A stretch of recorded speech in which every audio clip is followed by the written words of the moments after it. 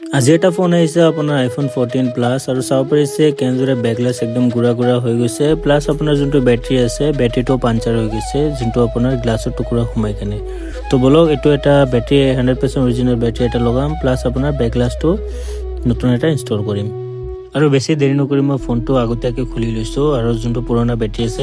পুৰণা বেটাৰীটো মই ৰিমুভ কৰি লৈ আছোঁ আৰু ফাইনেলি আপোনাৰ পুৰণা বেটাৰীটো আপোনাৰ ৰিমুভ হৈ গ'ল চাব পাৰিছে তাৰপিছত আপোনাৰ যোনটো সাইডৰ যিবোৰ আপোনাৰ সৰু সৰু গ্লাছৰ টুকুৰা আছে সো গ্লাছৰ টুকুৰাবোৰ ৰিমুভ কৰি কেনে প্ৰপাৰ গ্যাসকেট লগাই নতুন এটা বেটাৰী ইনষ্টল কৰিম এণ্ড আপোনাক কনফিগাৰেশ্যন কৰি দেখাম আৰু ফাইনেলি মই বেটাৰী আপোনাৰ ইনষ্টল কৰি ল'লোঁ প্লাছ আপোনাৰ গ্যাসকেটো মই ইনষ্টল কৰি দিছোঁ প্লাছ নতুন এটা বেটাৰী ইনষ্টল কৰি লৈছোঁ এতিয়া আপোনাৰ এইটো কনফিগাৰেশ্যন কৰিম কনফিগাৰেশ্যন কৰি দেখাই আৰু ফাইনেলি এইটো আপোনাৰ কনফিগাৰেশ্যন হৈ আছে চাব পাৰিছে তো কনফিগাৰেশ্যন কমপ্লিট হোৱাৰ পিছত আৰু this is a genuine Apple part দেখাইছে প্লাছ আপোনাৰ বেটাৰী হেল্থটো 100% হৈ গৈছে